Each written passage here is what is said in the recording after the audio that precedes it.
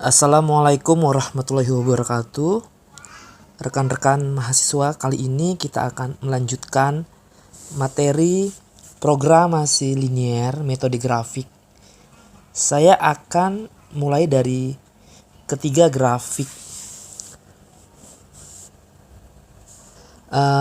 Fungsi kendala ya.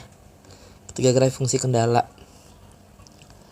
Grafik yang berwarna merah ini adalah grafik fungsi kendala 1, yaitu kendala pengukuran dan pemotongan pola dengan persamaan 10x1 ditambah 2x2 sama dengan 300. Kemudian grafik yang berwarna biru adalah grafik fungsi kendala 2, yaitu kendala pengeleman dan pengeringan dengan persamaan 3x1 ditambah 2x2 sama dengan 120. Kemudian grafik yang berwarna kuning adalah grafik fungsi kendala 3, yaitu kendala pengeslepan dengan persamaan 2x1 ditambah 2x2 sama dengan 100. Karena syarat untuk membuat sepasang sepatu wanita maupun sepatu anak harus melewati ketiga proses ini. Maka langkah selanjutnya, ketiga grafik ini saya satukan. Maka menjadi seperti ini ya.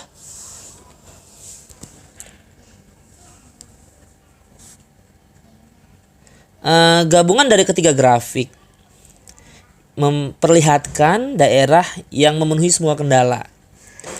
Kalau kita lihat, daerah yang memenuhi dari ketiga kendala adalah daerah yang grafiknya saling berimpitan antara arsiran merah ini, arsiran biru maupun arsiran kuning.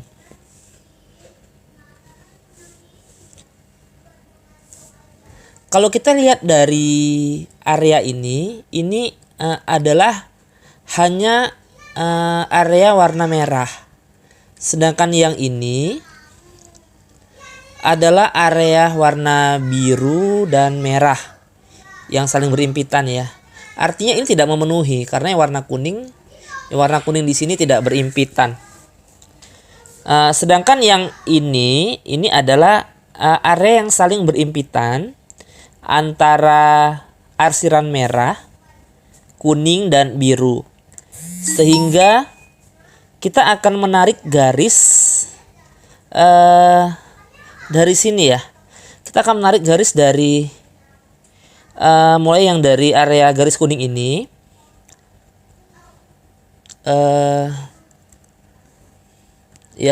yang area garis kuning yang ini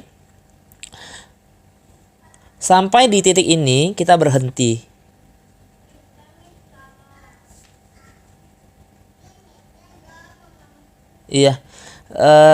Karena kalau kita lanjutkan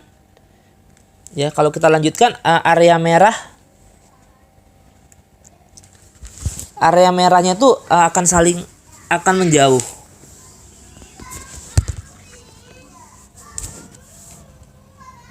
Nah, kita mulai dari sini.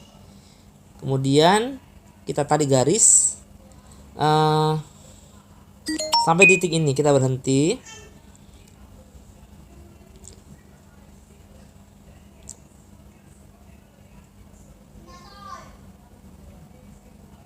Ya. Nah, karena kalau kita teruskan kemari, maka titik birunya ini tidak berimpit. Nah, jadi di sini adalah merupakan titik perpotongan antara garis kuning. Nah, ini ya. Nah, ini adalah merupakan perpotongan garis kuning dan garis biru. Ya, selanjutnya saya akan teruskan akan mengikuti garis biru yang ini. Sampai berhenti di sini. di sini.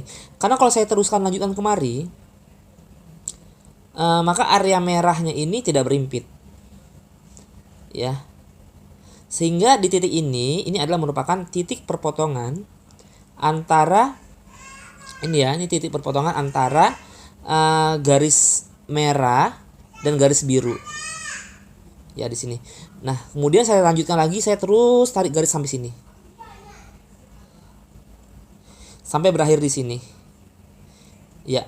Nah, sekarang kita sudah menentukan area yang memenuhi semua kendala, baik kendala 1, kendala 2, atau kendala 3, atau arisan merah, warna biru, dan kuning yang saling berimpit. Nah, di sini dia areanya artinya. Seperti ini ya. Nih, kita lihat di sini kelihatan garis-garisnya. Berhenti di sini ada titik perpotongan. Kemudian saya belokkan kemari. Berhenti di sini ada titik perpotongan lagi. Kemudian saya teruskan ke sini. Nah, sehingga kalau arsiran yang ini saya hapus ya. Arsirannya saya hapus dan yang saya ambil hanya garis fungsi kendala sehingga menjadi seperti ini. Iya, ini dia. Nah, ini adalah merupakan garis fungsi 3 kendala ya, 3 kendala yang sudah saling berimpitan yang memenuhi dari, artinya gini, artinya untuk membuat sepasang sepatu anak dan sepatu wanita itu harus melewati dari proses 3 kendala. Karena kita menggunakan metode grafik, maka kita coba menyatukan dari ketiga kendala tadi ya, yang memenuhi 3 kendala. Inilah dia area 3 kendala itu, sehingga didapat kelima titik ekstrim. Titik ekstrim tadi ini didapat dari perpotongan antara kendala 1, kendala 2 maupun kendala 3.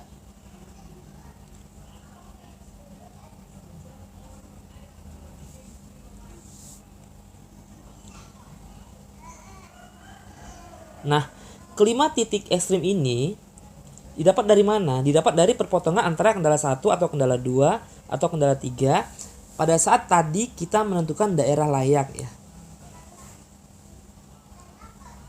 Ya, daerah layak ini.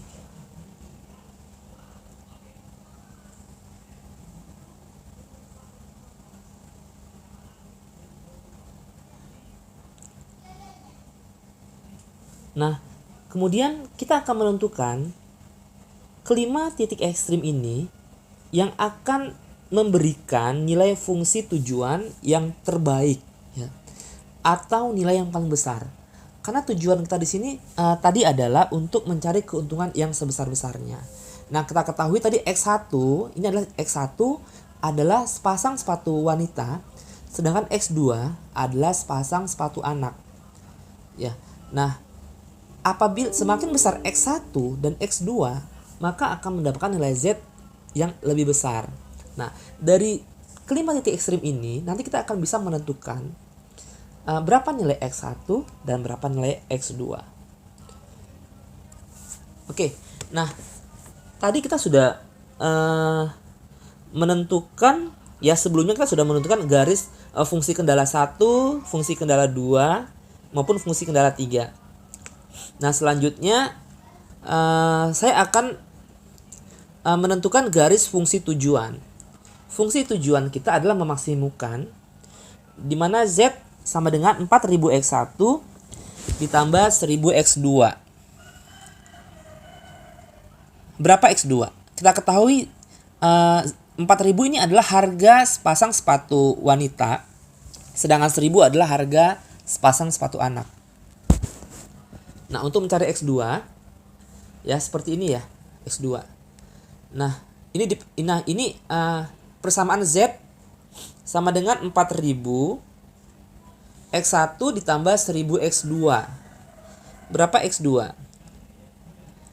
Yang mau kita cari adalah X2 di sini. Sehingga variabel ini sebenarnya ada 3 variabel ya. Z 4000 X1, variabel berikutnya 1000 X2. Nah, variabel 1000 X2 ini saya pisahkan ya antara sisi kiri dan sisi kanan. Yang 1000 X2-nya tetap Nah 1000x2 nya ini saya letakkan di posisi sisi kanan. Sedangkan yang Z dikurang 4000x1 di sisi kanan. Di sisi kiri ya. Ini sisi kiri, ini sisi kanan. Nah, kenapa dia minus 4000x1? Karena 4000x1 yang tadinya di sisi kanan, dia berpindah ke sisi kiri bersama dengan Z, sehingga Z dikurang 4000x1. 4000x1 nya jadi minus ya. Sama dengan 1000x2. Kemudian karena yang mau dicari adalah x2-nya, kemudian saya pisahkan x2-nya menjadi x2 sama dengan ya. Jadi ini kan udah menyatu nih. Maka di sini saya tanda kurung Z dikurang 4000x1 dibagi 1000. Sehingga x2 sama dengan, saya pecahkan lagi menjadi Z per 1000 dikurang 4000x1 per 1000. Jadi yang tadinya menyatu saya pisahkan. Ya, saya pisahkan. Sama-sama dibagi 1000. Z dan 4000-nya. Sehingga x2 sama dengan Z dibagi 1000. Z bagi 1000 dikurang 4x1. 4 dapat dari mana? 4 itu 4000 dibagi 1000. Jadi 4 dan variabel x1. Sehingga x2 sama dengan, nah ini sebenarnya Z per 1000 ini sama dengan per 1000 Z dikali Z ya.